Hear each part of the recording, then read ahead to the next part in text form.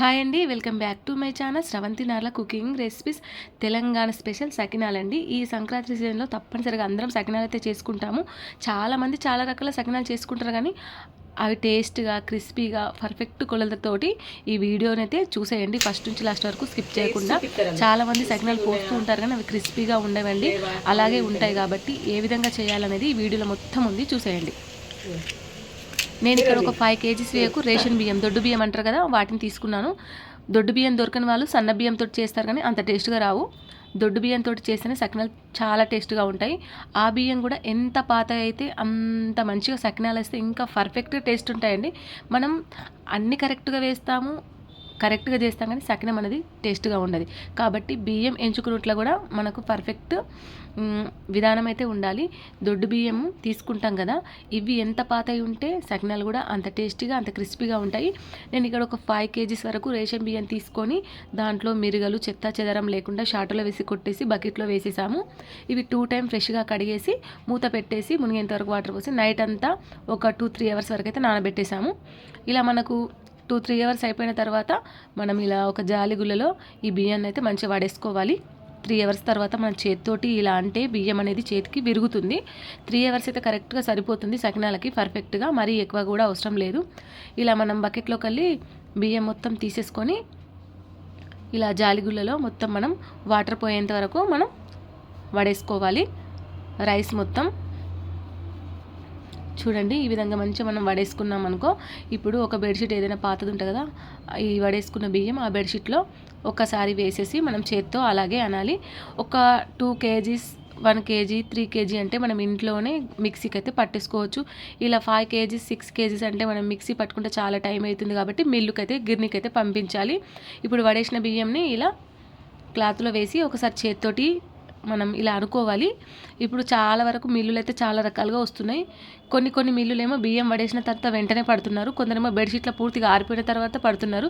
ఇప్పుడు బెడ్షీట్లో వేసేసిన కదా, ఒక 5 minutes లోపలనే మళ్ళీ బెడ్షీట్ మొత్తం మూట కట్టేసి ఇలా పెద్ద బౌల్లో వేసేసి మిల్లుకి అయితే పంపించేసాము. చూడండి, పిండి అనేది ఇలా వచ్చేసింది. మిల్లుకు పంపించిన తర్వాత మనం చేత్తో ముట్టి చూసిస్తే కొంచెం సన్నగా ఉంటే పర్వాలేదు. ఇంకా మనకి ఏమైనా డౌట్గా ఉంటే ఇలా జాలితోటి పిండినంతా వడకట్టుకోవాలి, ఇలా జల్లెడ పట్టుకోవాలి. ఏమైనా ఇంకా కొంచెం ఇంకా సకినం ఇంకా మంచిగా రావాలంటే ఇట్లాంటి కొన్ని టిప్స్ అయితే కంపల్సరీ పాటించాల్సిందే.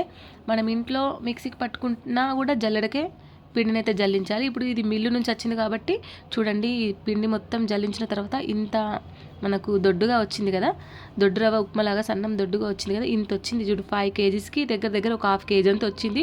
ఇప్పుడు దీన్ని కూడా మిక్సీలో వేసి మేము మరొకసారి ఇంట్లో అయితే మిక్సీ తిప్పుకొని పిండి అయితే తీసేసుకున్నాము. లేదు మాకు అలాగే ఉండాలంటే దాంతో అయితే మేమైతే ఉప్మా చేసుకుంటాము, చాలా బాగుంటుంది దాంతో ఉప్మా. ఇలా పిండి మొత్తం జల్లించిన తర్వాత ఇప్పుడు ఇందులో ఒక టీ బౌల్ నిండా వాము తీసుకున్నాము, ఒక 2 స్పూన్ల జీలకర్ర తీసుకున్నాము. మనకు ఉప్పు అనేది రుచికి సరిపడా అండి, దీనికి కొలతేం లేదు. ఒక 5 kgs పిండికి మేము ఈ చేతితోటి 3 పిడికిళ్ళ ఉప్పునైతే వేసేసాము. బాగా మిక్సీ అయ్యేంతవరకు పిండిని అయితే మంచిగా కలుపుకున్నాము. తక్కువ అయితే వేసుకోవచ్చు, కానీ ఎక్కువైతే చాలా కష్టం అండి. ఇలా మంచిగా పిండిని అయితే బాగా మిక్సీ అయ్యేంతవరకు కలుపుకొని ఇప్పుడు 5 kgs పిండికి 1.5 kg నువ్వులండి. 1 కిలో పిండికి 1/2 kg నువ్వులు, కాబట్టి ఇక్కడ 5 kgs పిండికి 1.5 kg నువ్వులు. ఇలా నువ్వులు వేసేసాం కదా, ఇలా బాగా మిక్స్ అయ్యేంత వరకు పిండిని మంచిగా కలుపుకున్నాము. కలుపుకున్న తర్వాత ఒకసారి నోట్లో వేసుకొని చూసాము సాల్ట్ పడుతుందా పడదా అని. పర్ఫెక్ట్గా అయితే వచ్చేసింది. ఇందులో కల్లే కొంచెం ఒక 2 kgs పిండి అంతా మేము ఇంకొక చిన్న బౌల్లోకి తీసుకున్నాం, ఎందుకంటే ఇవి కారం సకినాలు చేసుకుంటామని. ఈ బౌల్లోకి తీసుకున్న తర్వాత ఉప్పు పర్ఫెక్ట్గా అయిపోయింది కదా, ఇందులో ఒక 3 స్పూన్ కారం వేసేసి ఈ పిండిని కూడా కలిపి పక్కన పెట్టేసుకున్నాము. ఇప్పుడు ఈ వైట్ సకినాల కోసం వాటర్ అనేది కొలత ఏం లేదండి, మనం పోసుకుంటూ కలుపుతూ ఉండాలి. పిండి బ్యాటర్ని ఈ విధంగా ఉంచుకోవాలి, మరి లూజుగా కాదు మరి టైట్గా కాదు. మనం పిండిని కలిపి అలాగే నానబెట్టామనుకో, సకినాల పిండి అనేది ఎంత మంచిగా నానితే పిండి సకినం అనేది అంత పర్ఫెక్ట్గా వస్తుంది. ఏమంటారు తెలుసా, సకినం పోసేటప్పుడు జిగా అంటారు కదా, ఇట్లా పాత బియ్యంతో సకినాలు అయితే పర్ఫెక్ట్గా వస్తాయండి. చూడండి, ఇలా కలుపుకోవాలి. నువ్వులు ఇంకా సకినం ఇంకా క్రిస్పీగా రావాలంటే నువ్వులైతే ఎక్కువ వేసుకొని పిండి బ్యాటర్ని అలాగే కలిపి ఒక 10-20 నిమిషాలు అలాగే పెట్టేసామనుకో పిండి ఇంకా మంచి నానుతుంది. మనం సకినం పోసేటప్పుడు పర్ఫెక్ట్గా సకినం అనేది మధ్యలో విరగకుండా పిండి అనేది మధ్యలో లూజ్ కాకుండా పర్ఫెక్ట్గా వస్తుంది. ఇక్కడ ఒక 20 నిమిషాల వరకు పిండిని నానబెట్టేసామండి. నానబెట్టేసిన తర్వాత ఇక మా సకినాలు అయితే స్టార్ట్. ఇలా ఫస్ట్ మనకైతే ఒక ఆచారం ఉంటుంది కదా, ఫస్ట్ గౌరమ్మని అయితే చేయాలి కదా.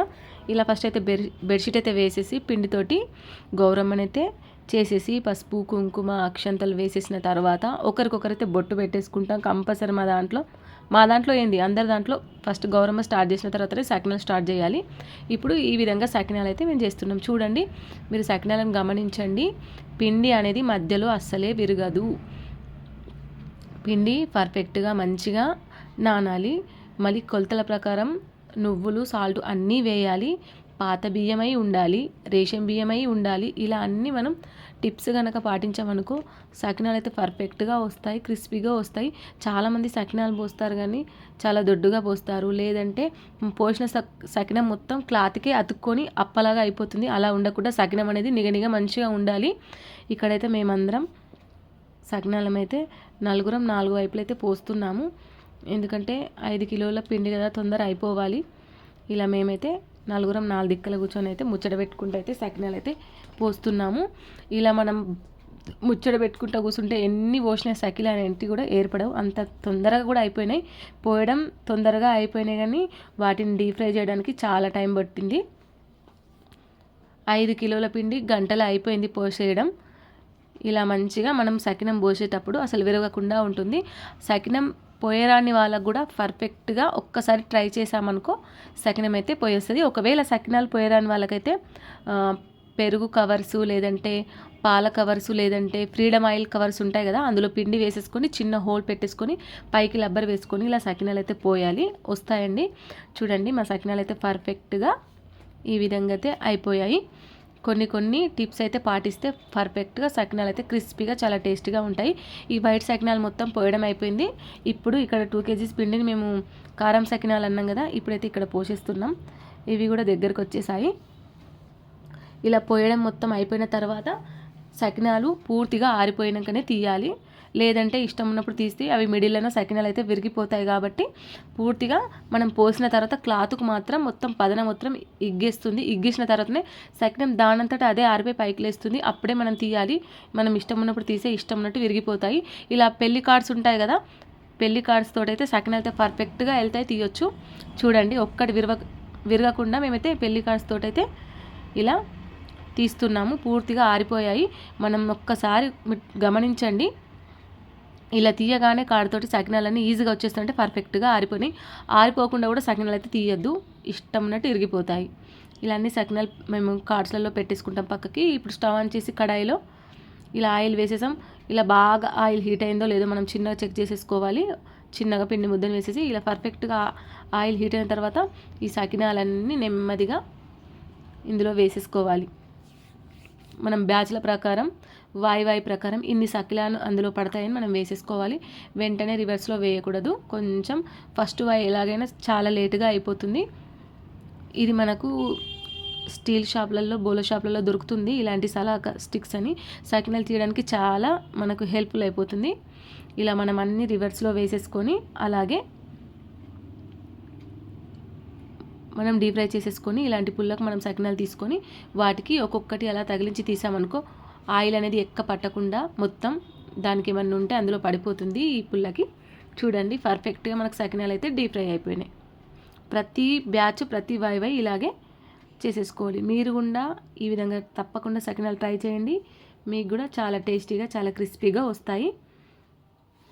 అంతేనండి. ఈ వీడియో కనుక నచ్చినట్టయితే లైక్ చేయండి, షేర్ చేయండి, కామెంట్ చేయండి. మన ఛానల్ని సబ్స్క్రైబ్ చేసుకోండి. మీ ఫ్రెండ్స్కి, రిలేటివ్స్ని ఈ వీడియోని అయితే షేర్ చేయండి.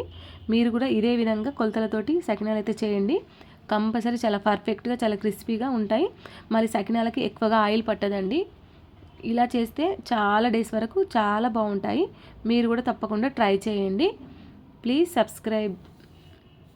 చూడండి, నా చేతిలోకి ఒక సకినం తీసుకొని విరిచి చూపిస్తున్నాను. ఎక్కడ విరిస్తే అక్కడ ఎలా విరుగుతుందో చాలా క్రిస్పీగా చాలా టేస్టీగా చాలా బాగా వచ్చాయి. మనం పర్ఫెక్ట్ కొలతలతోటి అన్ని కరెక్ట్గా తీసుకున్నాం అనుకో ఈ విధంగా అయితే వస్తాయి.